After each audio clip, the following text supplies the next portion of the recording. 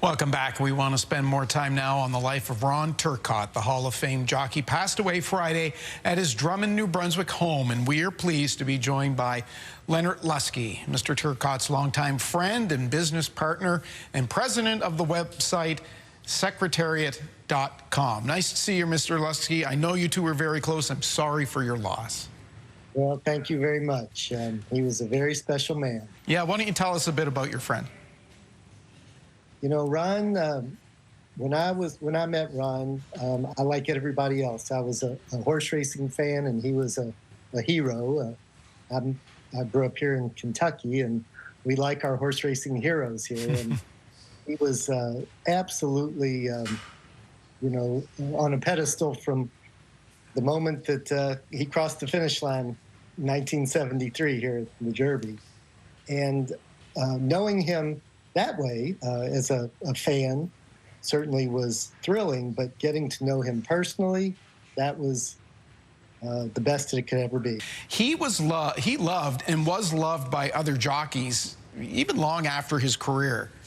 What was it about him that they admired so much? Well, you know, it was not only his accomplishments. He had reached the pinnacle of success in horse racing by winning the Triple Crown. He was a Hall of Famer. But I think that really what it was that made him so special is the way he navigated life, the way he dealt with adversity, the resilience, the kindness. He was such a good friend to so many people. And that great saying, you know, he never met a stranger. He certainly accommodated the press. He accommodated the fans. And he just, as a friend, he couldn't have been a better one. He had adversity on the track, no doubt, because he was in a very competitive occupation, but adversity in life, because, of course, in 1978, he had that fall at the Belmont, rendered him paraplegic. But, you know, there's that old saying about getting back up on the horse. He was almost immediately was determined to be an advocate and do good.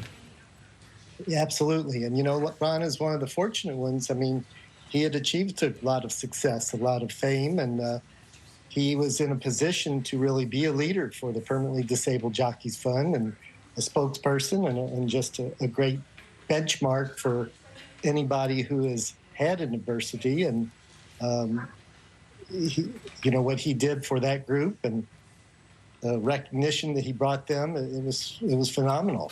Leonard, we're seeing some pictures here of, and there's that famous photo where he's looking back 31 lengths to see his closest competition. Secretariat was a special horse, of course, but it took a special jockey to get the most out of him. How did he do that? Well, I think that with all horses, they're different. And, you know, some require different handling than others. Some have you can't muscle them. Some you can't let them muscle you. I think he had the right combination of intuitiveness, how to work with a horse, and I think that actually started in his youth when he was lumberjacking and dealing with horses then, and I think that helped him immensely. But to know when to go, when to press the button, when to stop. I think he really understood the emotions of a horse, if I can put it that way. Yeah. What they want, where they were headed. He was a pretty cool customer, wasn't he? I think there's a famous story that he would recount about being on Secretariat. Was it the Belmont, where he was well within the pack, and he said he knew what he had underneath him. He wasn't worried about whether they'd win. Yeah, that was the Derby, actually. He was in last place. He was in last place. Last place. And but he did. He said he knew what he had, and sure enough, he he did it. And that, you know, that this moment, that 31 lengths, it's just incredible. You see the Belmont, and it just it brings people goosebumps even still today to see it. It's one of the greatest moments and performances, I think, in all of sports. Yeah, he still has that record, right? The Secretariat owns that record for the fastest. He actually broke the record, the Derby, Preakness, and the Belmont. Yeah.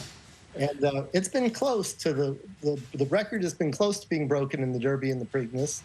but I don't know that the Belmont will ever be broken. That hadn't been touched.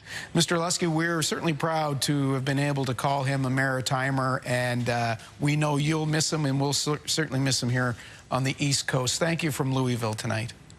Thank you so much. We'll take a break. We'll be back with much more of your newscast.